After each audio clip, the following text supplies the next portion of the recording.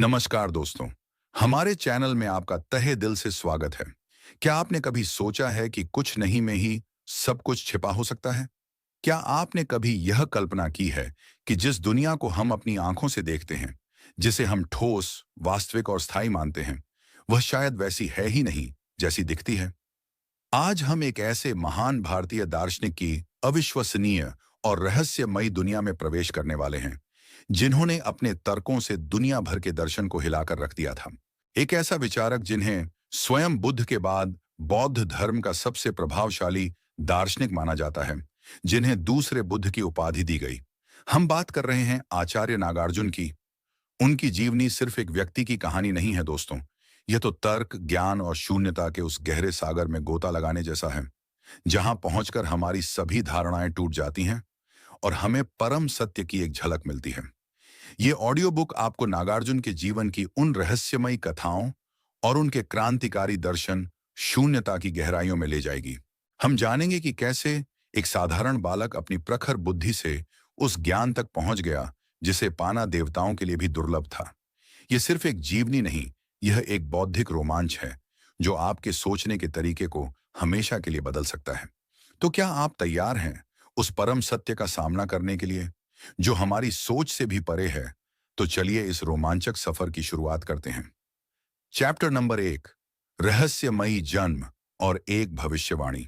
जब जीवन और मृत्यु के बीच का धागा कमजोर था, एक ऐसा बालक जिसके जीवन पर जन्म से ही मृत्यु की छाया थी। दोस्तों, हर महान व्यक्ति की कहानी की शुरुआत किसी असाधारण घटना से होती है, लेकिन आचार्य नागार्जुन की कहानी तो जन्म से ही रहस्य और रोमांच से भरी हुई थी। क्या आपने कभी सोचा है कि एक ऐसा बालक भी हो सकता है जिसके जन्म के साथ ही उसकी मृत्यु की भविष्यवाणी कर दी गई हो, जिसके माता पिता को यह पता हो कि उनका पुत्र अधिक समय तक उनके साथ नहीं रहेगा? नागार्जुन के जीवन की शुरुआत कुछ ऐसी ही दिल दहला देने वाली भविष्यवाणी के साथ हुई थी। उनका जन्म लगभग दूसरी शताब्दी में दक्षिण भारत के विदर्भ क्षेत्र में एक धनी ब्राह्मण परिवार में हुआ था। उनके जन्म पर परिवार में खुशियों का माहौल था, लेकिन यह खुशी ज्यादा देर तक नहीं टिक सकी। जब नागार्जुन के जन्म के बाद ज्योतिषियों को उनकी कुंडली दिखाई गई, तो सभी के चेहरे पर चिंता की लकीरें खींच गईं। एक प्रतिष्ठित ज्योतिषी ने एक ऐसी भविष्यवाणी की जिसने पूरे परिवार को स्तब्ध कर दिया। उन्होंने कहा कि यह बालक असाधारण रूप से बुद्धिमान और तेजस्वी तो होगा, लेकिन उसकी आयु बहुत कम है। उसकी कुंडली में ऐसे योग हैं कि वह 7 वर्ष की आयु से अधिक जीवित नहीं रह पाएगा। आप कल्पना कीजिए उस माता पिता के दिल पर क्या बीती होगी, जिन्हें यह पता चले कि उनकी आंखों का तारा, उनका इकलौता पुत्र, केवल 7 वर्षों का मेहमान है। यह भविष्यवाणी एक काले बादल की तरह उनके जीवन पर छा गई। नागार्जुन के माता पिता ने अपने पुत्र को हर सुख सुविधा दी, उसे हर तरह के खतरों से बचाने की कोशिश की, लेकिन उनके मन में हमेशा एक डर बना रहता था। जैसे जैसे नागार्जुन बड़े हो रहे थे, उनकी असाधारण प्रतिभा और तेज बुद्धि स्पष्ट रूप से दिखाई देने लगी थी। वे किसी भी विषय को एक बार में ही समझ जाते थे और उनके प्रश्न इतने गहरे होते थे कि कोई सारे विद्वान भी चकित रह जाते थे। लेकिन उनकी यह प्रतिभा उनके माता पिता के दुख को और अधिक कर रही थी, क्योंकि वे जानते थे कि यह चमकता हुआ दीपक जल्द ही बुझ सकता है। जब नागार्जुन 7 वर्ष के होने वाले थे, तो उनके माता पिता का दुख असहनीय हो गया। वे अपने पुत्र को अपनी आंखों के सामने मरते हुए नहीं देख सकते थे। दुखी मन से उन्होंने एक कठिन निर्णय लिया।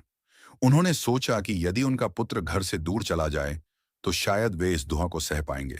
उन्होंने नागार्जुन को कुछ सेवकों के साथ घर से दूर भेज दिया, ताकि वे अपने जीवन के अंतिम दिन शांति से बिता सकें और माता पिता को यह असहनीय दर्द न देखनी पड़े। आप सोचिए, यह कितना मार्मिक दृश्य रहा होगा। एक 7 साल का बच्चा, जिसे यह भी नहीं पता कि उसके साथ ऐसा क्यों हो रहा है, उसे अपने ही घर से दूर भेजा जा रहा है। लेकिन कहते हैं ना, जहां सारी उम्मीदें खत्म हो जाती हैं, वहीं से कोई नया रास्ता निकलता है। यात्रा करते हुए नागार्जुन और उनके सेवक प्रसिद्ध बौद्ध महाविहार नालंदा के पास पहुंचे। वहां उनकी मुलाकात एक महान बौद्ध भिक्षु और विद्वान राहुल भद्र से हुई, जिन्हें कुछ लोग सरहपा के नाम से भी जानते हैं। राहुल भद्र ने जब उस तेजस्वी बालक को देखा, तो वे उसकी आंखों में छिपी असाधारण प्रतिभा और उसके चेहरे पर छाई उदासी को तुरंत समझ गए। उन्होंने जब नागार्जुन से उनकी कहानी सुनी तो उन्हें उस बालक पर दया आ गई और उन्होंने उसे बचाने का एक उपाय सुझाया। राहुल भद्र ने नागार्जुन से कहा कि यदि वे बौद्ध धर्म की दीक्षा ले लें और अमिताभ बुद्ध के मंत्रों का जाप करें तो वे इस अकाल मृत्यु के संकट को टाल सकते हैं। उस समय नागार्जुन के पास खोने के लिए कुछ नहीं था। उन्होंने तुरंत इस प्रस्ताव को स्वीकार कर लिया और बौद्ध संघ में शामिल हो गए। उन्होंने पूरी श्रद्धा और एकाग्रता के साथ मंत्रों का जाप और ध्यान करना शुरू कर दिया। उनकी प्रखर बुद्धि और गहरी आस्था ने चमत्कार कर दिया। वह दिन भी आया जब उन्हें 7 वर्ष का हो जाना था और वह दिन भी बीत गया, लेकिन नागार्जुन को कुछ नहीं हुआ। उन्होंने मृत्यु पर विजय प्राप्त कर ली थी। यह घटना नागार्जुन के जीवन का सबसे विशाल मोड़ थी। जिस मृत्यु के भय ने उन्हें घर से दूर किया था, उसी भय ने उन्हें ज्ञान के उस असीम सागर में धकेल दिया जहां से उन्हें अमृता का रहस्य मिलना था।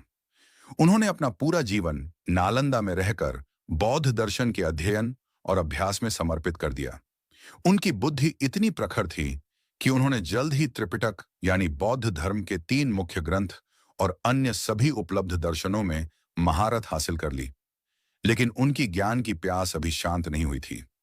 वे उस परम सत्य की खोज में थे जो इन सभी ग्रंथों से भी परे था। वे जानते थे कि कहीं कोई गहरा ज्ञान छिपा हुआ है जो अभी तक मनुष्यों तक नहीं पहुंचा है, और इसी खोज ने उन्हें एक ऐसी रहस्यमयी और अविश्वसनीय यात्रा पर भेजा जिसके बारे में सुनकर आप दंग रह जाएंगे।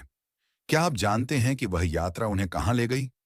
पाताल लोक में, नागों के रहस्यमयी साम्राज्य में। आखिर क्यों गए नागार्जुन नागलोक और वहां उन्हें ऐसा कौन सा खजाना मिला जिसने दुनिया के दर्शन को हमेशा के लिए बदल दिया? यह जानने के लिए आपको इंतजार करना होगा हमारे अगले चैप्टर का। तो जुड़े रहिए हमारे साथ। चैप्टर नंबर 2, ज्ञान की खोज और नागलोक की यात्रा। जब एक इंसान ज्ञान के लिए पाताल लोक पहुंच गया, क्या आप उस रहस्यमयी ग्रंथ के बारे में जानते हैं जिसे नागों ने समुद्र की गहराइयों में छिपा रखा था? दोस्तों, पिछले चैप्टर में हमने देखा कि कैसे बालक नागार्जुन ने मृत्यु पर विजय प्राप्त की और नालंदा महाविहार में ज्ञान की खोज में डूब गए। उनकी बुद्धि इतनी तेज थी कि उन्होंने जल्द ही बौद्ध धर्म के सभी उपलब्ध ज्ञान में निपुणता हासिल कर ली। वे एक महान विद्वान और तांत्रिक बन गए और उनकी ख्याति दूर दूर तक फैल गई। लेकिन नागार्जुन का मन अभी भी शांत नहीं था। उन्हें लगता था कि भगवान बुद्ध ने जो परम सत्य का ज्ञान दिया था, उसका एक बहुत विशाल और गहरा हिस्सा अभी भी छिपा हुआ है, जो मनुष्यों की पहुंच से बाहर है। वे जानते थे कि बुद्ध के उपदेशों का एक गहरा अर्थ है जिसे अभी तक कोई पूरी तरह से समझ नहीं पाया है। नागार्जुन को यह अटूट विश्वास था कि बुद्ध के कुछ सबसे महत्वपूर्ण उपदेश, जिन्हें प्रज्ञापारमिता सूत्र कहा जाता है, इस दुनिया से लुप्त हो चुके हैं। ये सूत्र शून्यता के गहन सिद्धांत की व्याख्या करते थे, जो महायान बौद्ध धर्म का मूल है।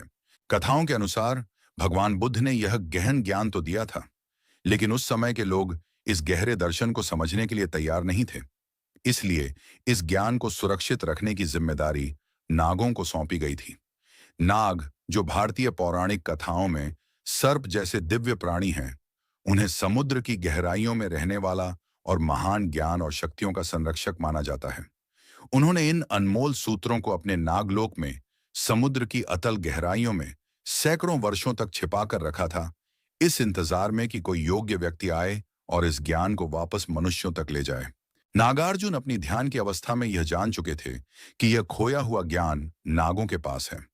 उनकी ज्ञान की प्यास इतनी तीव्र थी कि उन्होंने उस ज्ञान को प्राप्त करने के लिए कुछ भी करने का निश्चय कर लिया, चाहे इसके लिए उन्हें पाताल लोक ही क्यों न जाना पड़े। अपनी योग शक्तियों और गहरे ध्यान के माध्यम से उन्होंने नागों से संपर्क स्थापित किया। नागों ने जब नागार्जुन की असाधारण बुद्धि, उनकी निस्वार्थ जिज्ञासा और उनकी करुणा को देखा, तो वे समझ गए कि यही वह योग्य व्यक्ति है जो प्रज्ञा पारमिता के ज्ञान को समझ सकता है और उसे दुनिया में फैला सकता है। और फिर वह अविश्वसनीय घटना घटी। नागों ने नागार्जुन को अपने रहस्यमयी नागलोक में आने का निमंत्रण दिया। आप कल्पना कीजिए उस दृश्य की। एक मनुष्य अपनी लगन और ज्ञान की प्यास के बल पर उस दुनिया में प्रवेश कर रहा था जहां आज तक कोई नहीं पहुंच पाया था। नागार्जुन नागलोक पहुंचे, जहां नाग राजा और उनकी प्रजा ने उनका भव्य स्वागत किया। वहां उन्होंने नागार्जुन को वे अनमोल प्रज्ञा पारमिता सूत्र दिखाए जो हजारों वर्षों से उनकी सुरक्षा में थे। नागार्जुन ने उन सूत्रों का गहन अध्ययन किया। जैसे जैसे वे उन्हें अध्ययन करते गए, उनके सामने परम सत्य के रहस्य खुलते चले गए। उन्होंने शून्यता के उस सिद्धांत को समझा जिसने उनकी सभी धारणाओं को तोड़ दिया। उन्होंने जाना कि जिस दुनिया को हम ठोस और वास्तविक मानते हैं, वह वास्तव में स्वतंत्र रूप से अस्तित्व में नहीं है। हर चीज एक दूसरे पर निर्भर है और हर चीज का स्वभाव शून्य है। यह ज्ञान इतना गहरा और क्रांतिकारी था कि इसने नागार्जुन को भीतर तक बदल दिया। उन्हें वह कुंजी मिल गई थी जिसकी वे तलाश कर रहे थे, वह कुंजी जो दुख के सभी तालों को खोल सकती थी। कहा जाता है कि नागार्जुन कई महीनों तक नागलोक में रहे और उन सूत्रों का अध्ययन करते रहे। नागों ने उनसे वहीं रुकने का अनुरोध किया, लेकिन नागार्जुन जानते थे कि उनका उद्देश्य इस ज्ञान को अपने तक सीमित रखना नहीं है, बल्कि इसे वापस मनुष्य लोक में ले जाकर सभी प्राणियों के कल्याण के लिए फैलाना है। उन्होंने नाग राजा को धन्यवाद दिया और उन सूत्रों को लेकर वापस पृथ्वी पर लौट आए। नागार्जुन का नागलोक से लौटना बौद्ध धर्म के इतिहास में एक युगांतकारी घटना थी। वे अपने साथ वह दूसरा धर्म चक्र प्रवर्तन लेकर आए थे, बुद्ध के उपदेशों की वह गहरी व्याख्या जिसे दुनिया भूल चुकी थी। उन्होंने इन प्रज्ञा पारमिता सूत्रों के आधार पर ही अपने दर्शन को विकसित किया, जिसे माध्यमिक या मध्यम मार्ग कहा जाता है और जिसका मूल सिद्धांत शून्यता है। आप सोचिए, यह कहानी कितनी प्रेरणादायक है। यह हमें सिखाती है कि यदि ज्ञान के लिए हमारी प्यास सच्ची और तीव्र हो, तो कोई भी बाधा हमें रोक नहीं सकती, चाहे वह पाताल लोक की गहराई ही क्यों ना हो। यह हमें यह भी सिखाती है कि सच्चा ज्ञान केवल पुस्तकों में नहीं मिलता, बल्कि उसे पाने के लिए गहरी खोज और आंतरिक यात्रा की आवश्यकता होती है। लेकिन यह शून्यता का सिद्धांत आखिर है क्या? यह सुनने में इतना नकारात्मक क्यों लगता है? क्या इसका मतलब यह है कि कुछ भी मौजूद नहीं है? क्या नागार्जुन यह कहना चाहते थे कि यह पूरी दुनिया एक भ्रम है? इन सभी सवालों ने उस समय के विद्वानों को भी चकित कर दिया था और आज भी ये सवाल हमें भ्रमित करते हैं। इन सभी रहस्यों पर से पर्दा उठाएंगे हम अपने अगले चैप्टर में, जहां हम नागार्जुन के सबसे क्रांतिकारी और सबसे गलत समझे जाने वाले सिद्धांत शून्यता की गहराइयों में गोता लगाएंगे। तो क्या आप तैयार हैं अपनी सभी धारणाओं को चुनौती देने के लिए? तो जुड़े रहिए हमारे साथ। चैप्टर नंबर 3, शून्यता का रहस्य। जब कुछ नहीं ही सब कुछ है, क्या आप जिस दुनिया को देखते हैं वह वैसी है ही नहीं जैसी आपको लगती है? दोस्तों, पिछले चैप्टर में हमने नागार्जुन की उस रोमांचक यात्रा के बारे में जाना जो उन्हें ज्ञान की खोज में नागों के रहस्यमयी लोक तक ले गई। वहां से वे अपने साथ प्रज्ञा पारमिता सूत्र का अनमोल खजाना लेकर लौटे और इसी ज्ञान के आधार पर उन्होंने अपने दर्शन की नींव रखी। उनके दर्शन का केंद्र बिंदु एक ऐसा शब्द है जो सुनने में बहुत सरल लगता है, लेकिन जिसका अर्थ ब्रह्मांड के सबसे गहरे रहस्यों को अपने में समेटे हुए है। वह शब्द है शून्यता। जब हम शून्य या खालीपन शब्द सुनते हैं, तो हमारे मन में अक्सर एक नकारात्मक भाव आता है। हमें लगता है कि इसका मतलब है कुछ नहीं होना, अस्तित्वहीनता या अभाव। और यही वह सबसे महत्वपूर्ण गलती है जो ज्यादातर लोग नागार्जुन के दर्शन को समझने में करते हैं। नागार्जुन का शून्यता का सिद्धांत यह बिल्कुल नहीं कहता कि दुनिया मौजूद नहीं है या यह कि सब कुछ एक भ्रम है, बल्कि यह हमें वस्तुओं के अस्तित्व के तरीके के बारे में एक क्रांतिकारी सत्य बताता है। तो फिर शून्यता का असली मतलब क्या है? चलिए इसे एक बहुत ही सरल उदाहरण से समझते हैं। आप अभी जिस भी चीज पर बैठे हैं, मान लीजिए एक लकड़ी की कुर्सी पर, उस पर ध्यान दीजिए। मैं आपसे पूछता हूं, यह क्या है? आप कहेंगे यह एक कुर्सी है। लेकिन नागार्जुन आपसे पूछेंगे, क्या इसमें कोई कुर्सीपना नाम की स्थायी चीज है जो हमेशा से थी और हमेशा रहेगी? आइए इसे तौर कर देखते हैं। यह कुर्सी किससे बनी है? लकड़ी से। लकड़ी कहां से आई? एक वृक्ष से। वह वृक्ष कैसे उगा? उसे मिट्टी, पानी, धूप और हवा की जरूरत हुई। उस वृक्ष को किसी ने काटा, फिर किसी मिस्त्री ने उसे एक खास आकार दिया, कीलों से जोड़ा और तब जाकर यह कुर्सी बनी। अब सोचिए, अगर हम इसमें से लकड़ी निकाल दें, मिस्त्री की मेहनत निकाल दें, कीलों को हटा दें, वृक्ष, मिट्टी, पानी, धूप को हटा दें, तो क्या कुर्सी बचेगी? नहीं। इसका मतलब यह है कि कुर्सी का अपना कोई स्वतंत्र अस्तित्व यानी स्वभाव नहीं है। वह अपने आप में कुछ भी नहीं है। वह केवल बहुत सारी अन्य चीजों के संयोजन और उन पर निर्भरता के कारण कुर्सी के रूप में मौजूद है। इसी को नागार्जुन शून्यता कहते हैं। किसी भी वस्तु का अपने आप में स्वतंत्र रूप से, स्थायी रूप से मौजूद न होना। हर चीज दूसरी चीजों पर निर्भर है। हर चीज दूसरी चीजों का एक संयोजन है। इसी को कहते हैं स्वभाव से शून्य होना। अब इसी सिद्धांत को अपने आप पर लागू करके देखिए। हम कहते हैं मैं हूं, लेकिन यह मैं कौन है? क्या यह मैं हमारा शरीर है? लेकिन शरीर तो कोशिकाओं से बना है, जो भोजन से बनती है, और यह शरीर लगातार बदल रहा है। बचपन का शरीर और आज का शरीर एक नहीं है। तो क्या मैं हमारे विचार हैं? विचार तो हर पल आते जाते रहते हैं। क्या मैं हमारी भावनाएं हैं? भावनाएं भी बदलती रहती हैं। क्या मैं हमारा नाम है? नाम तो हमें दूसरों ने दिया है। नागार्जुन कहते हैं कि जब आप गहराई से खोजते हैं, तो आपको कहीं भी एक स्थायी, अपरिवर्तनशील, स्वतंत्र मैं नहीं मिलता। जिसे हम मैं कहते हैं, वह केवल शरीर, विचार, भावनाएं, स्मृतियां और संवेदनाओं का एक लगातार बदलता हुआ प्रवाह है, एक संयोजन है। यह मैं भी स्वभाव से शून्य है। यह जानकर आपको कैसा लगा? क्या यह कुछ डरावना लगता है? हमें लगता है कि हमारे पैरों के नीचे से जमीन खिसक गई। लेकिन नागार्जुन कहते हैं कि यह डरने वाली बात नहीं, बल्कि यह तो मुक्ति दिलाने वाली सबसे प्रमुख सच्चाई है। क्यों? क्योंकि अगर चीजें स्थायी और स्वतंत्र होती, तो उनमें बदलाव संभव नहीं होता। एक बीमार व्यक्ति कभी स्वस्थ नहीं हो पाता। एक दुखी व्यक्ति कभी सुखी नहीं हो पाता। एक अज्ञानी व्यक्ति कभी ज्ञानी नहीं हो पाता। क्योंकि हर चीज शून्य है, यानी हर चीज दूसरी चीजों पर निर्भर है और लगातार बदल रही है। इसीलिए परिवर्तन संभव है, विकास संभव है, और मुक्ति भी संभव है। शून्यता का सिद्धांत हमें यह नहीं सिखाता कि दुनिया का तिरस्कार करो। यह हमें सिखाता है कि दुनिया को उसके वास्तविक रूप में देखो, एक गतिशील, परस्पर जुड़े हुए और लगातार बदलते हुए प्रवाह के रूप में। यह हमें सिखाता है कि चीजों से उस तरह से मत चिपको जैसे कि वे स्थायी हों, क्योंकि उनका स्वभाव ही बदलना है। यह ज्ञान हमें क्रोध, घृणा और आसक्ति जैसे दुखों से मुक्त करता है। हमें गुस्सा क्यों आता है? क्योंकि चीजें हमारी इच्छा के अनुसार नहीं होती। हमें दुख क्यों होता है? क्योंकि हम उन चीजों को खो देते हैं जिनसे हम प्यार करते हैं। लेकिन जब हम यह समझ जाते हैं कि हर चीज का स्वभाव ही बदलना है और कुछ भी स्थायी नहीं है, तो हम जीवन के उतार चढ़ाव को अधिक शांति और स्वीकार्यता के साथ देख पाते हैं। तो दोस्तों, शून्यता का मतलब अभाव नहीं, बल्कि संभावनाओं का असीम सागर है। यह वह कैनवास है जिस पर कुछ भी चित्रित किया जा सकता है। यह वह परम सत्य है जो हमें बताता है कि हम किसी परिभाषा में बंधे नहीं हैं। हम लगातार बदल सकते हैं और खुद को बेहतर बना सकते हैं। लेकिन अगर हर चीज दूसरी चीज पर निर्भर है, तो इस निर्भरता का नियम क्या है? इस परस्पर जुड़ाव के सिद्धांत को नागार्जुन क्या नाम देते हैं? यही वह दूसरा सिद्धांत है जो शून्यता को पूरी तरह से समझने के लिए आवश्यक है।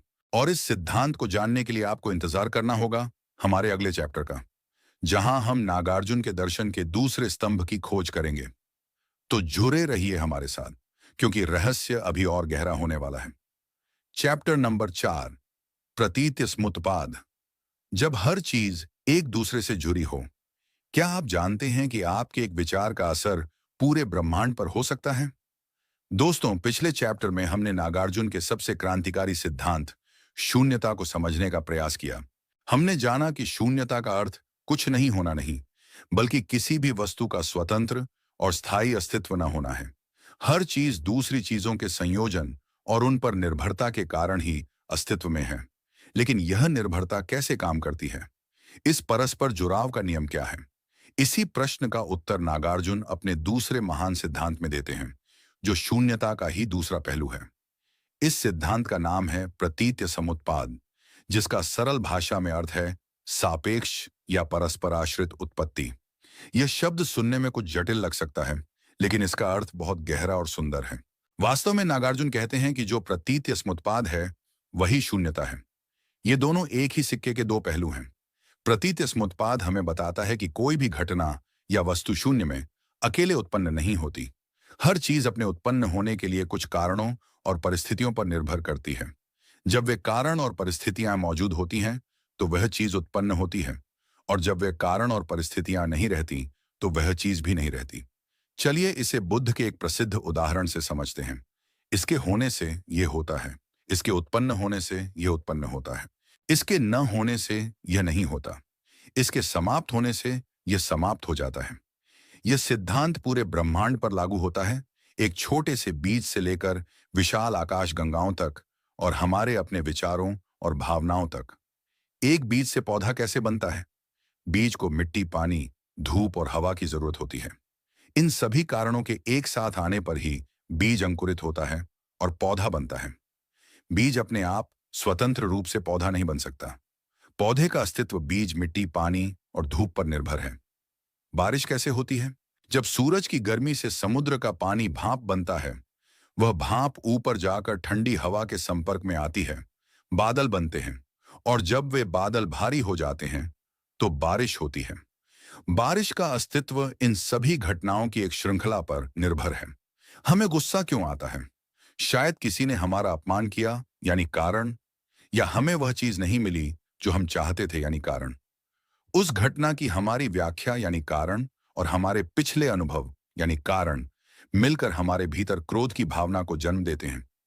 क्रोध अपने आप पैदा नहीं होता, वह कई कारणों और परिस्थितियों पर निर्भर करता है। नागार्जुन इस सिद्धांत को एक कदम और आगे ले जाते हैं। वे कहते हैं कि यह निर्भरता केवल एक तरफा नहीं है, बल्कि यह परस्पर है। बीज पौधे पर निर्भर है, क्योंकि बीज का उद्देश्य ही पौधा बनना है, और पौधा बीज पर निर्भर है। बादल बारिश पर निर्भर हैं, क्योंकि बादलों का स्वभाव ही बारिश करना है, और बारिश बादलों पर निर्भर है। हर चीज एक विशाल अदृश्य जाल में एक दूसरे से जुड़ी हुई है। आपका हर कर्म, हर शब्द और हर विचार इस जाल में एक तरंग पैदा करता है, जिसका प्रभाव जाने अनजाने में हर दूसरी चीज पर होता है। आप सोचिए, यह कितनी विशाल और गहरी बात है। यह हमें सिखाता है कि हम इस ब्रह्मांड से अलग थलग नहीं हैं। हम इस ब्रह्मांड का एक अविभाज्य हिस्सा हैं। जब हम किसी दूसरे को नुकसान पहुंचाते हैं, तो हम वास्तव में खुद को ही नुकसान पहुंचा रहे होते हैं, क्योंकि हम सब एक ही जाल का हिस्सा हैं। जब हम किसी की मदद करते हैं या पर्यावरण की रक्षा करते हैं, तो हम वास्तव में खुद की और इस पूरे ब्रह्मांड की मदद कर रहे होते हैं। प्रतीत्य समुत्पाद का सिद्धांत हमें जिम्मेदारी का एहसास कराता है। हमारे दुख और सुख बाहरी शक्तियों या भाग्य का परिणाम नहीं हैं। वे हमारे ही कर्मों, विचारों और दृष्टिकोणों के परिणाम हैं, जो कुछ कारणों और परिस्थितियों पर निर्भर होकर उत्पन्न हुए हैं। अगर हम अपने जीवन को बदलना चाहते हैं, तो हमें उन कारणों को बदलना होगा जो हमारे अनुभवों को जन्म दे रहे हैं।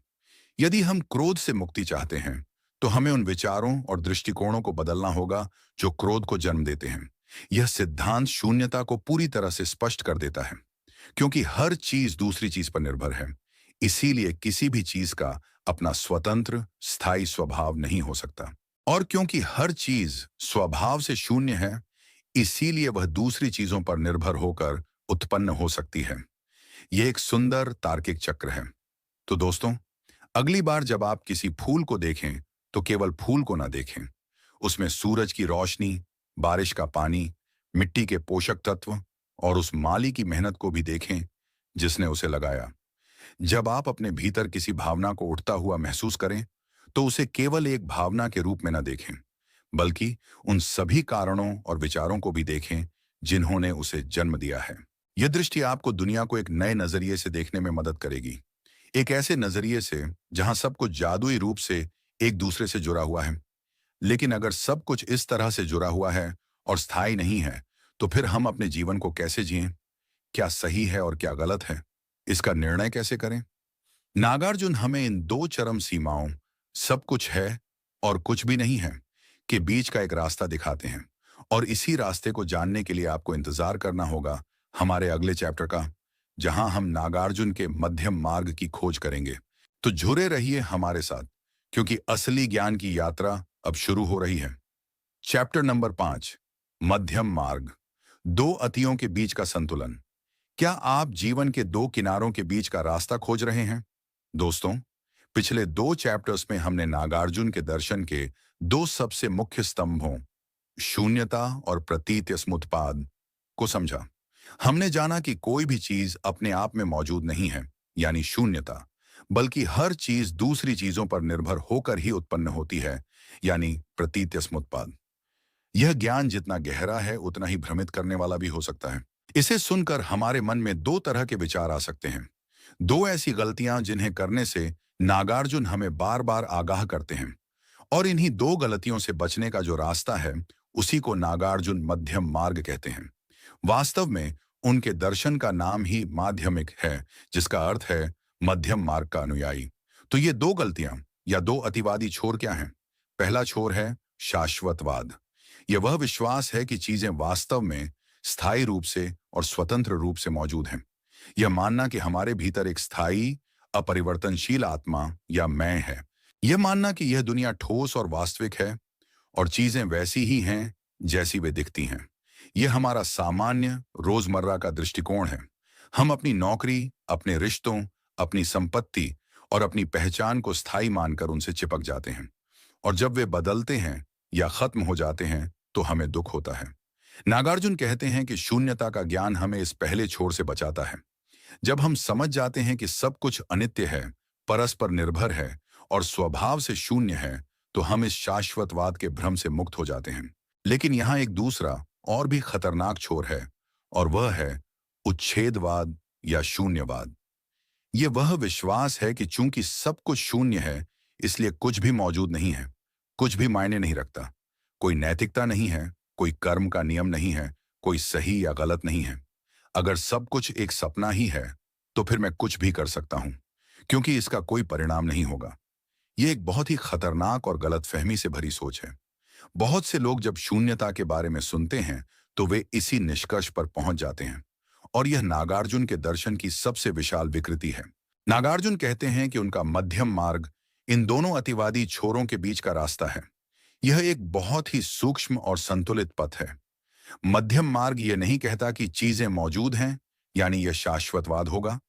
मध्यम मार्ग यह भी नहीं कहता कि चीजें मौजूद नहीं हैं, यानी यह उचितवाद होगा। तो फिर मध्यम मार्ग क्या कहता है? यह कहता है कि चीजें एक पारंपरिक या व्यावहारिक स्तर पर मौजूद हैं, लेकिन उनका कोई परम या स्वतंत्र अस्तित्व नहीं है। चलिए इसे कुर्सी के उदाहरण से फिर से समझते हैं। शाश्वतवादी कहेगा, यह कुर्सी असली है, ठोस है और यह एक कुर्सी है। उच्छेदवादी कहेगा, यह तो बस लकड़ी के टुकड़े हैं, कोई कुर्सी वुर्सी नहीं होती, सब भ्रम है। नागार्जुन का मध्यम मार्गी कहेगा, हाँ, व्यावहारिक स्तर पर यह एक कुर्सी है, हम इस पर बैठ सकते हैं, हम इसे खरीद बेच सकते हैं, हम इसे कुर्सी कहते हैं। लेकिन हमें यह भी समझना चाहिए कि परम सत्य के स्तर पर इसका कोई स्वतंत्र कुर्सीपना नहीं है। यह केवल कारणों और परिस्थितियों के संयोजन से उत्पन्न हुई एक अस्थायी रचना है, जो स्वभाव से शून्य है। आप देख रहे हैं यह कितना सुंदर संतुलन है। मध्यम मार्ग हमें दुनिया में जीने की अनुमति देता है, बिना उसके भ्रम में फंसे हुए। यह हमें दुनिया का उपयोग करने की अनुमति देता है, बिना उससे चिपके हुए। यह हमारे जीवन पर कैसे लागू होता है? जब हमें सफलता मिलती है, तो शाश्वतवादी अहंकार से भर जाएगा, यानी मैं सफल हूं। उच्छेदवादी कहेगा, इस सफलता का कोई मतलब नहीं है। मध्यम मार्गी कहेगा, मैं इस सफलता का आनंद लूंगा, यह मेरे प्रयासों और कई अन्य परिस्थितियों का परिणाम है। लेकिन मैं यह भी जानता हूं कि यह स्थायी नहीं है और मुझे इससे अपनी पहचान नहीं जोड़नी चाहिए। जब कोई हमारा अपमान करता है, तो शाश्वतवादी क्रोध और घृणा से भर जाएगा, यानी उसने मेरा अपमान किया। उच्छेदवादी कहेगा, कोई मैं है ही नहीं जिसका अपमान हो सके, इसलिए कोई फर्क नहीं होता। मध्यम मार्गी कहेगा, पारंपरिक स्तर पर यह एक अपमानजनक कार्य था और मुझे अपनी सीमाओं की रक्षा करनी हो सकती है। लेकिन परम स्तर पर मैं जानता हूं कि मैं और अपमान दोनों ही स्थायी सत्य नहीं हैं, और मैं इस घटना को अपने मन की शांति भंग नहीं करने दूंगा। मध्यम मार्ग हमें एक प्रकार की बौद्धिक और भावनात्मक स्वतंत्रता देता है। यह हमें चीजों को जैसी वे हैं वैसी ही देखने की क्षमता देता है, न तो उनके अस्तित्व को बढ़ा चढ़ाकर आंकना और न ही उनके अस्तित्व को पूरी तरह से नकारना। यह हमें जीवन के नृत्य में भाग लेने की अनुमति देता है, यह जानते हुए कि यह केवल एक नृत्य है। तो दोस्तों, नागार्जुन का मध्यम मार्ग केवल एक दार्शनिक सिद्धांत नहीं है, यह जीवन जीने की एक कला है।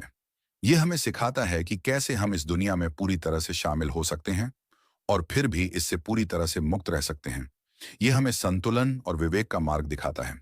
लेकिन इस संतुलन को बनाए रखने के लिए हमें यह समझना होगा कि यह व्यावहारिक सत्य और परम सत्य क्या है। नागार्जुन इन दो सत्यों के बीच एक स्पष्ट अंतर करते हैं, और यही उनके दर्शन की अगली कुंजी है। इन दो सत्यों के रहस्य को जानने के लिए आपको इंतजार करना होगा हमारे अगले चैप्टर का। तो जुड़े रहिए हमारे साथ, क्योंकि हम सत्य की और भी गहरी परतों को खोलने वाले हैं। चैप्टर नंबर 6, दो सत्यों का सिद्धांत। एक दुनिया, दो नजरिए। क्या आप जानते हैं कि आप एक ही समय में दो अलग-अलग सच्चाइयों में जी रहे हैं?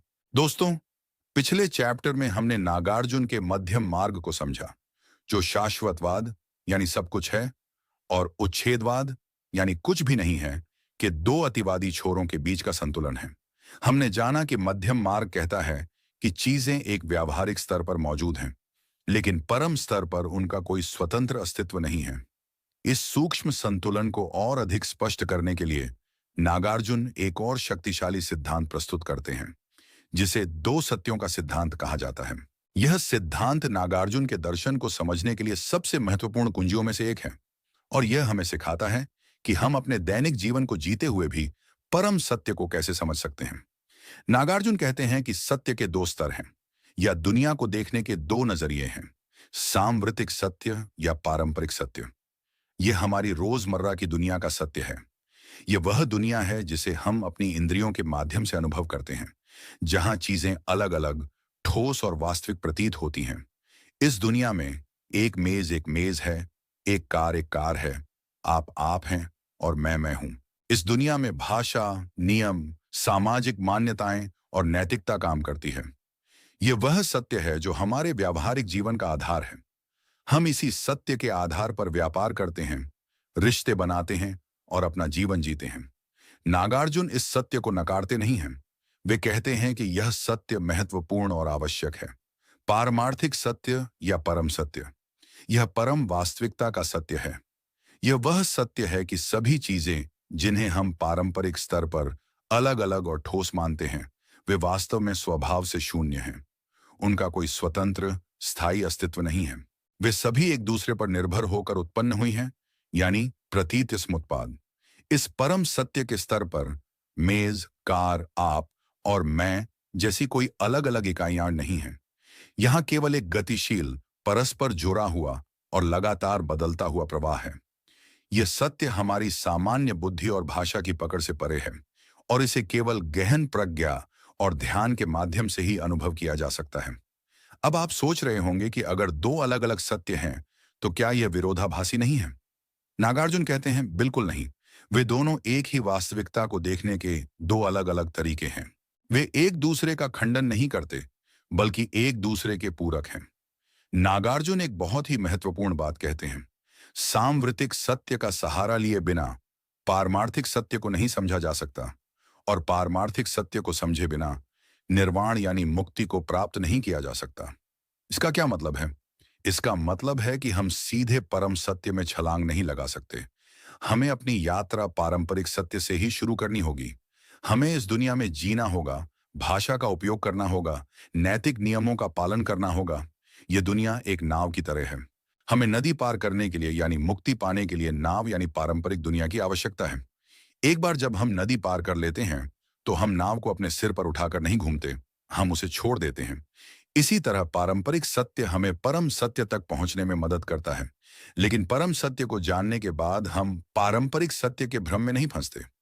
चलिए इसे एक फिल्म के उदाहरण से समझते हैं। पारंपरिक सत्य। जब आप एक फिल्म देख रहे होते हैं, तो आप कहानी में डूब जाते हैं। आप पात्रों के लिए खुश होते हैं, दुखी होते हैं, डरते हैं। आप उस कहानी को एक वास्तविकता के रूप में अनुभव कर रहे होते हैं। यह पारंपरिक सत्य है। अगर आप ऐसा नहीं करेंगे, तो आप फिल्म का आनंद ही नहीं ले पाएंगे। परम सत्य। लेकिन आपके दिमाग के किसी कोने में यह जागरूकता भी होती है कि यह सब सच नहीं है। ये केवल अभिनेता हैं, ये एक सेट है, ये प्रकाश और ध्वनि का खेल है। ये परम सत्य है। ये दोनों सत्य एक साथ मौजूद हैं। आप कहानी का आनंद लेते हैं, यानी पारंपरिक सत्य, ये जानते हुए कि यह केवल एक कहानी है, यानी परम सत्य।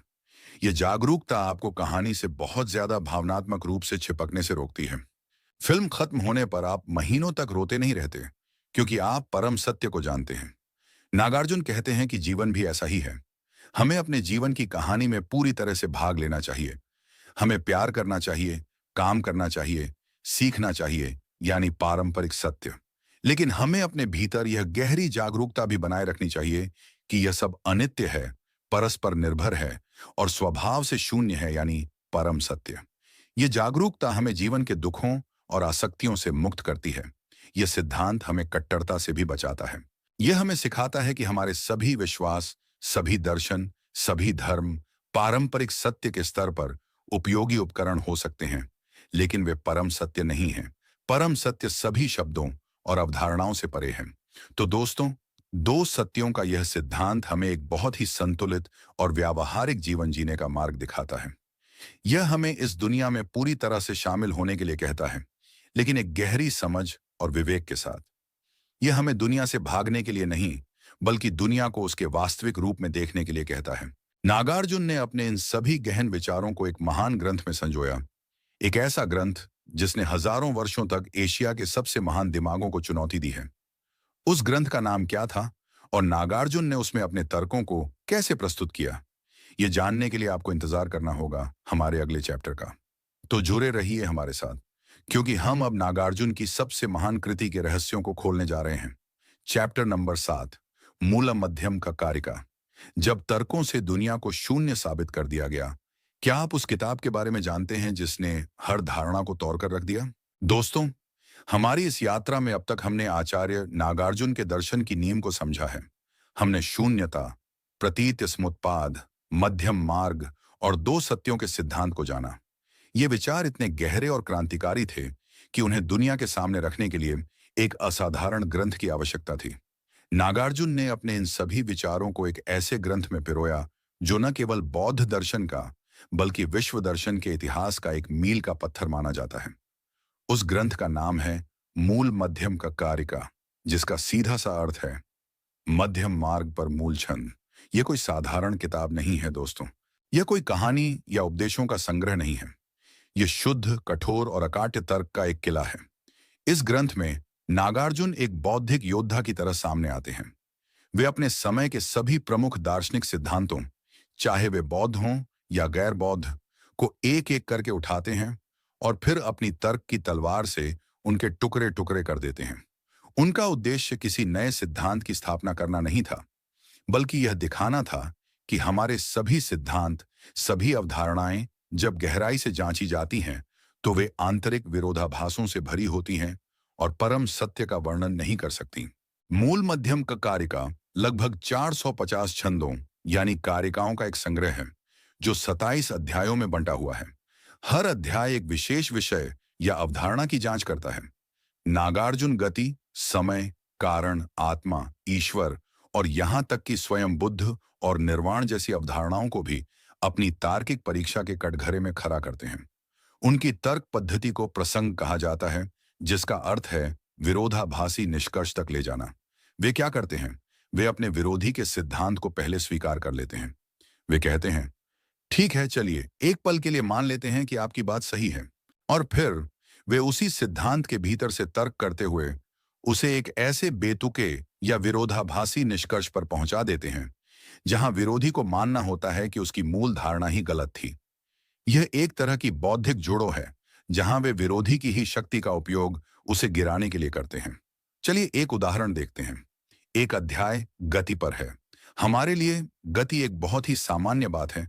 चीजें चलती हैं, लेकिन नागार्जुन पूछते हैं, गति कहाँ होती है? क्या गति उस रास्ते पर होती है जिसे तय किया जा चुका है? नहीं, जो रास्ता तय हो चुका है उस पर तो गति हो चुकी है, हो नहीं रही। क्या गति उस रास्ते पर होती है जिसे अभी तय करना बाकी है? नहीं, जो रास्ता अभी तय करना बाकी है उस पर तो गति भविष्य में होगी, अभी नहीं हो रही। क्या गति उस बिंदु पर होती है जहां वस्तु अभी मौजूद है? नहीं, अगर वह उस बिंदु पर मौजूद है तो वह स्थिर है, गति में नहीं। इस तरह के तर्कों से नागार्जुन यह दिखाते हैं कि गति की हमारी अवधारणा, जिसे हम इतना वास्तविक मानते हैं, वह तार्किक रूप से कितनी समस्याग्रस्त है। उनका उद्देश्य यह साबित करना नहीं है कि चीजें चलती नहीं हैं। याद रखिए, पारंपरिक सत्य को वे नकारते नहीं हैं। उनका उद्देश्य यह दिखाना है कि गति जैसी अवधारणा का कोई स्वतंत्र परम अस्तित्व नहीं है। यह केवल एक पारंपरिक नाम है जो हम एक प्रक्रिया को देते हैं, लेकिन परम स्तर पर यह शून्य है। इसी तरह वे एक कारण की अवधारणा को लेते हैं। क्या कोई चीज स्वयं को उत्पन्न कर सकती है? नहीं, यह अतार्किक है। क्या कोई चीज किसी दूसरी पूरी तरह से अलग चीज को उत्पन्न कर सकती है? अगर वे पूरी तरह से अलग हैं, तो उनमें कोई संबंध कैसे हो सकता है? क्या कोई चीज स्वयं और दूसरे दोनों से उत्पन्न हो सकती है? यह भी विरोधाभासी है। क्या कोई चीज बिना किसी कारण के उत्पन्न हो सकती है? यह भी तर्क के विरुद्ध है। इस तरह वे दिखाते हैं कि कारण की हमारी पूरी समझ विरोधाभासों से भरी है, और यह भी परम सत्य नहीं, बल्कि एक पारंपरिक धारणा है। मूल मध्यम ककारिका को अध्ययन करना किसी बौद्धिक भूल भुलैया में प्रवेश करने जैसा है, जहां हर दीवार, हर रास्ता जिसे आप वास्तविक समझते हैं, वह आपके छूते ही गिर जाता है। अंत में आपके पास कोई भी सिद्धांत, कोई भी अवधारणा नहीं बचती जिससे आप चिपक सकें। और नागार्जुन कहते हैं, यही तो मुक्ति है। जब आप सभी अवधारणाओं को छोड़ देते हैं, जब आपका मन किसी भी दृष्टिकोण से नहीं बंधा होता, तभी आप परम सत्य यानी शून्यता का अनुभव कर सकते हैं। यह ग्रंथ इतना गहरा और चुनौतीपूर्ण है कि इस पर सैकड़ों वर्षों से टीकाएं और भाष्य लिखे जा रहे हैं। तिब्बत, चीन और जापान में इस ग्रंथ का अध्ययन करना किसी भी गंभीर बौद्ध विद्वान के लिए अनिवार्य माना जाता है। इसने पूरे महायान बौद्ध धर्म के विकास को दिशा दी है। नागार्जुन का उद्देश्य किसी को नीचा दिखाना या केवल बहस जीतना नहीं था। उनका उद्देश्य करुणा से भरा था।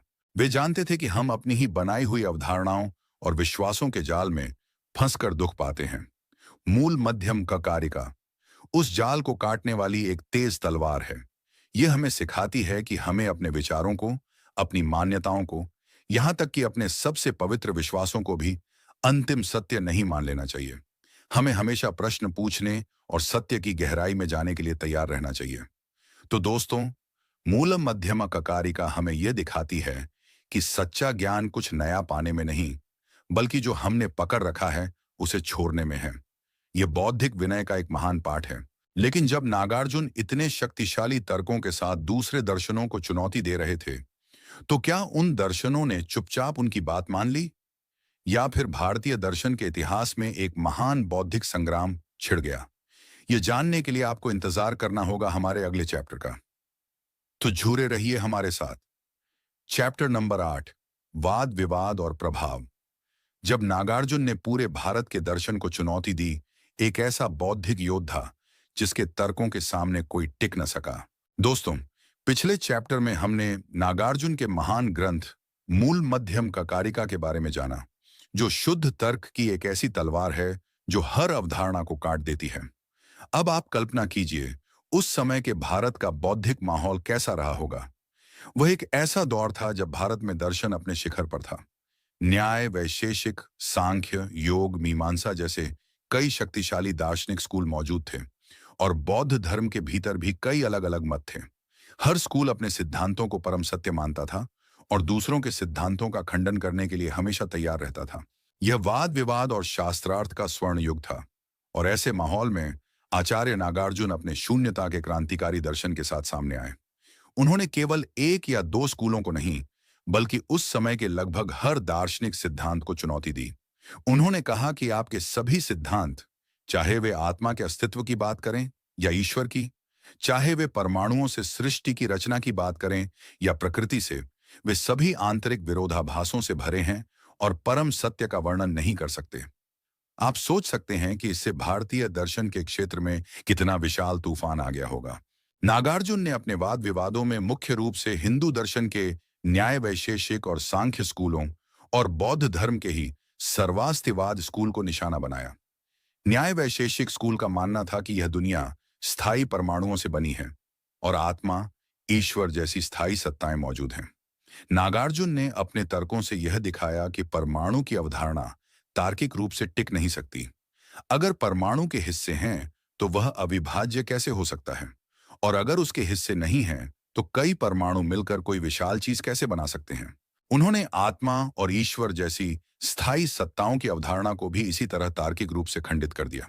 सांख्य दर्शन, जैसा कि हमने महर्षि कपिल मुनि की ऑडियो बुक में जाना था, पुरुष यानी चेतना और प्रकृति यानी पदार्थ के द्वैतवाद पर आधारित है। वह मानता है कि प्रकृति से ही सृष्टि का विकास होता है।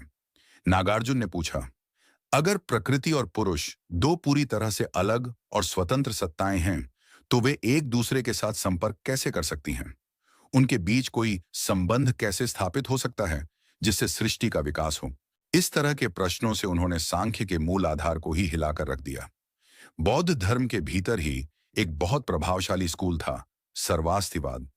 उनका मानना था कि यद्यपि चीजें अनित्य हैं, लेकिन उनके मूल तत्व यानी धर्म तीन कालों, भूत, वर्तमान और भविष्य में हमेशा अस्तित्व में रहते हैं। नागार्जुन ने इस विचार को शाश्वतवाद का एक सूक्ष्म रूप बताकर इसका खंडन किया। उन्होंने दिखाया कि समय की अवधारणा भी विरोधाभासी है और किसी भी तत्व का स्थायी अस्तित्व मानना बुद्ध के मूल उपदेशों के विरुद्ध है। नागार्जुन के वाद विवाद केवल बौद्धिक व्यायाम नहीं थे, वे बहुत ही कुशल और विनम्र वाद विवादी थे। वे कभी भी व्यक्तिगत हमले नहीं करते थे, बल्कि केवल सिद्धांतों पर तर्क करते थे। उनकी प्रसिद्धि इतनी फैल गई थी कि कहा जाता है कि उन्होंने पूरे भारत में यात्रा की और कई शास्त्रार्थों में अपने विरोधियों को पराजित किया। कई विद्वान और राजा उनके दर्शन से प्रभावित होकर उनके अनुयायी बन गए। नागार्जुन का प्रभाव केवल भारत तक ही सीमित नहीं रहा। उनका माध्यमिक दर्शन बौद्ध धर्म के साथ साथ पूरे एशिया में फैल गया। तिब्बत में नागार्जुन को बुद्ध के समान ही सम्मान दिया जाता है। उनका माध्यमिक दर्शन तिब्बती बौद्ध धर्म की सभी शाखाओं के अध्ययन का आधार है। दलाई लामा स्वयं को नागार्जुन की परंपरा का अनुयायी मानते हैं। चीन में उनके ग्रंथ का अनुवाद हुआ और वहां सानलुन यानी तीन ग्रंथ स्कूल की स्थापना हुई, जो पूरी तरह से नागार्जुन के दर्शन पर आधारित था। इस दर्शन ने आगे चलकर चान यानी जिसे जापान में जैन कहा जाता है, बौद्ध धर्म के विकास को गहराई से प्रभावित किया। जैन बौद्ध धर्म में सभी अवधारणाओं को छोड़ने और प्रत्यक्ष अनुभव पर जोर देने का जो विचार है, वह सीधे तौर पर नागार्जुन की शून्यता की शिक्षा से प्रेरित है। जापान, कोरिया और वियतनाम में भी उनके दर्शन का गहरा प्रभाव हुआ। आप सोचिए, एक व्यक्ति के विचारों में कितनी शक्ति हो सकती है कि वे हजारों किलोमीटर दूर और हजारों साल बाद भी लोगों के जीवन और संस्कृति को प्रभावित कर सकें। नागार्जुन ने बौद्ध धर्म को एक नई दार्शनिक गहराई और मजबूती प्रदान की। उन्होंने बुद्ध के उपदेशों को एक ऐसे तार्किक ढांचे में प्रस्तुत किया जो उस समय के किसी भी अन्य दर्शन का सामना कर सकता था। उन्होंने महायान बौद्ध धर्म को उसका सैद्धांतिक आधार दिया। उनकी विरासत हमें सिखाती है कि हमें कभी भी अपने विचारों को अंतिम सत्य मानकर संतुष्ट नहीं हो जाना चाहिए। हमें हमेशा अपने और दूसरों के विचारों की तार्किक रूप से जांच करने के लिए तैयार रहना चाहिए। सच्चा ज्ञान हठधर्मिता में नहीं, बल्कि खुली और आलोचनात्मक जांच में निहित है। नागार्जुन ने हमें दुनिया को देखने का एक नया नजरिया दिया, लेकिन क्या उनका यह गहन दर्शन केवल विद्वानों और भिक्षुओं के लिए है, या हम जैसे आम लोग भी शून्यता के ज्ञान को अपने दैनिक जीवन में उतार सकते हैं? क्या यह ज्ञान हमें हमारे दुखों और तनावों से मुक्ति दिला सकता है? इन सभी महत्वपूर्ण सवालों का जवाब हम खोजेंगे अपने अगले चैप्टर में। तो जुड़े रहिए हमारे साथ, क्योंकि अब हम दर्शन को जीवन में लाने की कला सीखने वाले हैं। चैप्टर नंबर 9, शून्यता का व्यावहारिक अनुप्रयोग। कैसे नागार्जुन का दर्शन आपके जीवन को बदल सकता है? क्या सब कुछ खाली है का ज्ञान आपको एक खुशहाल जीवन दे सकता है? दोस्तों, हमारी इस लंबी और गहरी यात्रा में हमने आचार्य नागार्जुन के जीवन और उनके जटिल दर्शन को समझने का प्रयास किया है। हमने शून्यता, प्रतीत्य समुत्पाद और मध्यम मार्ग जैसे सिद्धांतों की भूल भुलैया में गोता लगाया।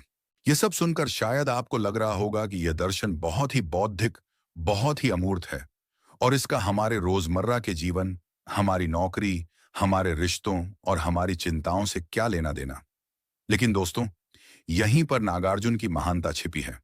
उनका दर्शन केवल एक बौद्धिक व्यायाम नहीं है, बल्कि यह दुखों से मुक्ति पाने का एक अत्यंत व्यावहारिक और शक्तिशाली मार्ग है। आइए इस चैप्टर में हम ये जानते हैं कि हम शून्यता के इस गहन ज्ञान को अपने जीवन में कैसे उतार सकते हैं। सबसे पहली और सबसे महत्वपूर्ण बात जो नागार्जुन का दर्शन हमें सिखाता है, वह है आसक्ति से मुक्ति। हमारे अधिकांश दुखों का कारण क्या है? हमारा चीजों, लोगों, विचारों और यहां तक कि अपनी पहचान से भी चिपके रहना। हम अपनी संपत्ति, अपने पद, अपने प्रियजनों से आसक्त रहते हैं। हम चाहते हैं कि वे हमेशा हमारे साथ रहें, वे कभी न बदलें। लेकिन शून्यता का सिद्धांत हमें क्या बताता है? वह बताता है कि हर चीज अनित्य है, हर चीज का स्वभाव ही बदलना है। किसी भी चीज का कोई स्थायी अस्तित्व नहीं है। जब हम इस सत्य को गहराई से समझ लेते हैं, तो हमारी आसक्ति स्वाभाविक रूप से कम होने लगती है। इसका मतलब यह नहीं है कि हम प्यार करना छोड़ देते हैं या चीजों का आनंद लेना छोड़ देते हैं। इसका मतलब यह है कि हम उन्हें एक खुली हथेली से पकड़ते हैं, न कि एक बंद मुट्ठी से। हम जानते हैं कि वे अस्थायी हैं और हम उनके साथ बिताए हर पल की सराहना करते हैं, बिना इस डर के कि वे चले जाएंगे। जब कोई रिश्ता खत्म होता है या कोई चीज खो जाती है, तो हमें दुख तो होता है, यानी क्योंकि हम पारंपरिक सत्य में जी रहे हैं। लेकिन हम निराशा में नहीं डूबते, क्योंकि हम परम सत्य को जानते हैं कि कुछ भी स्थायी नहीं था। यह समझ हमें जीवन के उतार चढ़ाव में एक अद्भुत स्थिरता और शांति प्रदान करती है।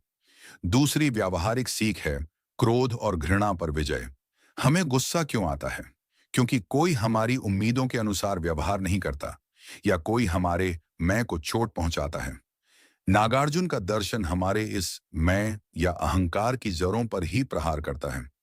जब हम यह समझते हैं कि एक स्थायी ठोस मैं जैसी कोई चीज है ही नहीं, तो चोट किसे लगेगी, अपमान किसका होगा? शून्यता का ज्ञान हमें यह देखने में मदद करता है कि दूसरा व्यक्ति भी, जो हमें क्रोधित कर रहा है, वह भी कारणों और परिस्थितियों का एक उत्पाद है।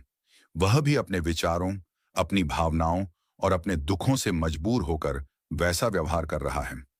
वह कोई स्थायी बुरा व्यक्ति नहीं है। यह समझ हमारे दिल में घृणा की जगह करुणा को जन्म देती है। हम यह देख पाते हैं कि हम सब एक ही नाव में सवार हैं, अज्ञानता और दुख के सागर में भटक रहे हैं। यह दृष्टि हमें क्षमा करने और आगे जाने की शक्ति देती है। तीसरी सीख है भय से मुक्ति, विशेषकर मृत्यु के भय से। हम मृत्यु से क्यों डरते हैं? क्योंकि हमें लगता है कि हमारा मैं हमेशा के लिए नष्ट हो जाएगा। लेकिन अगर नागार्जुन की बात माने, तो कोई स्थायी मैं तो कभी था ही नहीं जिसे नष्ट किया जा सके। जिसे हम मैं कहते हैं, वह केवल ऊर्जा और चेतना का एक लगातार बदलता हुआ प्रवाह है। मृत्यु केवल उस प्रवाह का एक और परिवर्तन है, अंत नहीं। जैसे एक लहर समुद्र में उठती है और फिर वापस समुद्र में ही विलीन हो जाती है। लहर मरती नहीं, वह केवल अपने वास्तविक स्वरूप यानी पानी में लौट जाती है। उसी तरह शून्यता का ज्ञान हमें यह एहसास कराता है कि हमारा वास्तविक स्वरूप किसी भी जन्म या मृत्यु से परे है। यह समझ मृत्यु के भय को कम करती है और हमें अपने जीवन को पूरी तरह से जीने के लिए स्वतंत्र करती है। चौथी सीख है रचनात्मकता और स्वतंत्रता। जब हम यह जान लेते हैं कि कुछ भी स्थायी रूप से निर्धारित नहीं है, सब कुछ शून्य है, तो यह हमें असीम संभावनाओं का द्वार खोलता है।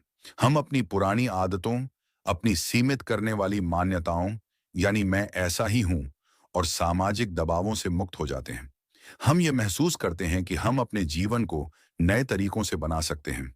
शून्यता का कैनवास खाली है और हम उस पर अपनी पसंद का चित्र बना सकते हैं। यह हमें नए विचारों को आजमाने, जोखिम लेने और अपनी पूरी क्षमता को जीने के लिए प्रेरित करता है। तो दोस्तों, शून्यता का दर्शन कोई नकारात्मक या निराशावादी दर्शन नहीं है। यह जीवन को उसकी पूरी सुंदरता और गतिशीलता में स्वीकार करने का दर्शन है। यह हमें सिखाता है कि कैसे हम कम आसक्ति, कम क्रोध, कम भय और अधिक करुणा, अधिक स्वतंत्रता और अधिक शांति के साथ जी सकते हैं। आप अपने जीवन में इसे कैसे शुरू कर सकते हैं? बस जागरूकता से। अगली बार जब आप किसी चीज से बहुत ज्यादा चिपक रहे हों, तो खुद से पूछें, क्या यह स्थायी है? अगली बार जब आपको बहुत गुस्सा आए, तो पूछें, क्या कोई ठोस मैं है जिसका अपमान हुआ है? ये छोटे छोटे प्रश्न आपके सोचने के तरीके में धीरे धीरे बदलाव लाना शुरू कर देंगे। ये एक लंबी यात्रा है, लेकिन इसका हर कदम आपको शांति और मुक्ति के करीब ले जाएगा। नागार्जुन ने हमें ज्ञान की एक मशाल दी है। उन्होंने हमें दिखाया कि कैसे हम अपनी ही बनाई हुई जंजीरों को तोड़ सकते हैं। उनकी विरासत केवल उनके ग्रंथों में नहीं, बल्कि उस हर व्यक्ति के जीवन में जीवित है जो उनके दिखाए मार्ग पर चलने का प्रयास करता है। लेकिन इस महान आचार्य के जीवन का अंत कैसे हुआ? क्या उनकी मृत्यु भी उनके जीवन की तरह ही रहस्यमयी थी? ये जानने के लिए आपको इंतजार करना होगा हमारी इस ऑडियो बुक के अंतिम चैप्टर का। चैप्टर नंबर 10, एक रहस्यमयी अंत और अमर विरासत। जब नागार्जुन ने स्वेच्छा से मृत्यु को अपनाया, एक ऐसा दार्शनिक जो आज भी हमारे विचारों में जीवित है। दोस्तों, हमारी यह यात्रा अब अपने अंतिम पड़ाव पर आ पहुंची है। हमने आचार्य नागार्जुन के रहस्यमयी जन्म से लेकर नागलोक की उनकी अद्भुत यात्रा, उनके क्रांतिकारी शून्यता के दर्शन और उनके ज्ञान के व्यावहारिक अनुप्रयोग तक को समझा है। हमने देखा कि कैसे उन्होंने अपने तर्कों से पूरे भारत के दर्शन को चुनौती दी और कैसे उनका प्रभाव आज भी पूरी दुनिया में महसूस किया जाता है। लेकिन हर कहानी का एक अंत होता है, और नागार्जुन के जीवन का अंत भी उनके जीवन की ही तरह रहस्य और दंत कथाओं से घिरा हुआ है। नागार्जुन के जीवन के अंतिम वर्षों और उनकी मृत्यु के बारे में कोई भी ऐतिहासिक रूप से पुष्ट जानकारी उपलब्ध नहीं है, लेकिन तिब्बती और चीनी परंपराओं में उनके अंत को लेकर कई प्रेरणादायक और मार्मिक कथाएं प्रचलित हैं। सबसे प्रसिद्ध कथा सातवाहन वंश के एक युवा राजकुमार से जुड़ी है, जिसके नागार्जुन संरक्षक और गुरु थे। कथा के अनुसार नागार्जुन ने अपनी रासायनिक विद्या से एक ऐसा अमृत बना लिया था जिससे वे सैकड़ों वर्षों तक जीवित रहे। वे और सातवाहन राजा दोनों एक ही आयु के थे और दोनों ने इस अमृत का सेवन किया था, जिससे उनकी आयु एक साथ बंधी हुई थी। जब राजा का पुत्र युवा राजकुमार बड़ा हुआ तो उसे सिंहासन की जल्दी थी, लेकिन जब तक उसके पिता जीवित थे उसे सिंहासन नहीं मिल सकता था, और जब तक नागार्जुन जीवित थे तब तक उसके पिता की मृत्यु नहीं हो सकती थी। राजकुमार की मां ने उसे एक उपाय सुझाया। उन्होंने कहा कि नागार्जुन एक बोधिसत्व हैं, वे करुणा से भरे हुए हैं। यदि तुम उनसे उनका सिर मांगोगे तो वे तुम्हें मना नहीं कर पाएंगे। युवा राजकुमार सिंहासन के लालच में अंधा होकर नागार्जुन के पास गया और उनसे भिक्षा में उनका सिर मांग लिया। नागार्जुन जानते थे कि राजकुमार क्यों आया है। वे यह भी जानते थे कि उनके कर्मों का चक्र अब पूरा हो रहा है। उन्होंने राजकुमार से कहा, मैंने तो अपना सिर तुम्हें बहुत पहले ही दे दिया था, लेकिन इसे काटना संभव नहीं है, क्योंकि मैंने अपने पिछले जन्मों में किसी भी प्राणी को, यहां तक कि एक चींटी को भी जानबूझकर कोई हानि नहीं पहुंचाई है। इसलिए किसी भी शस्त्र से मेरा सिर नहीं कट सकता। उन्होंने आगे कहा, हाँ, एक कर्म था जो मुझसे अनजाने में हुआ था। एक बार घास काटते हुए मुझसे एक कीड़े का सिर कट गया था, इसलिए मेरा सिर केवल एक कुशा घास के तिनके से ही कट सकता है। तब राजकुमार ने एक कुशा घास का तिनका लिया और उससे नागार्जुन का गला रेत दिया। उनका सिर धड़ से अलग हो गया। कहा जाता है कि जब उनका सिर कटा तो कोई खून नहीं निकला, बल्कि दूध की धारा निकली, और उनके सिर ने यह कहा, मैं महायान के सुखवती लोक में जा रहा हूं, लेकिन भविष्य में मैं इसी शरीर में वापस आऊंगा। यह कथा, चाहे वह ऐतिहासिक हो या न हो, हमें नागार्जुन के जीवन के सार को दर्शाती है। करुणा, अनासक्ति और कर्म के सिद्धांत में अटूट विश्वास। उन्होंने मृत्यु को भी उसी शून्यता और अनासक्ति के भाव से स्वीकार किया जिसका वे जीवन भर उपदेश देते रहे। उन्होंने दिखाया कि सच्चा ज्ञानी मृत्यु से डरता नहीं, बल्कि उसे जीवन की एक स्वाभाविक प्रक्रिया के रूप में देखता है। आचार्य नागार्जुन का शरीर भले ही नष्ट हो गया हो, लेकिन उनकी विरासत आज भी अमर है। वे केवल एक व्यक्ति नहीं थे, वे एक वैचारिक क्रांति थे। उन्होंने महायान बौद्ध धर्म को उसकी दार्शनिक नींव प्रदान की। उनके बिना महायान का विकास वैसा नहीं होता जैसा हम आज जानते हैं। उनका शून्यता का सिद्धांत आज भी दर्शन, मनोविज्ञान और यहां तक कि क्वांटम भौतिकी जैसे क्षेत्रों में भी प्रासंगिक बना हुआ है। यह हमें वास्तविकता की प्रकृति के बारे में सोचने के लिए एक नया दृष्टिकोण देता है। उनका मध्यम मार्ग हमें किसी भी प्रकार की कट्टरता और अतिवाद से बचने की सीख देता है, जो आज की ध्रुवीकृत दुनिया में एक अत्यंत महत्वपूर्ण सबक है। उनकी तर्क पद्धति हमें सिखाती है कि हमें अपने विश्वासों की आलोचनात्मक जांच करनी चाहिए और सत्य की खोज में हमेशा खुले दिमाग से काम लेना चाहिए। नागार्जुन एक ऐसे प्रकाश स्तंभ की तरह हैं, जिनका प्रकाश हजारों वर्षों के बाद भी हमारा मार्गदर्शन कर रहा है।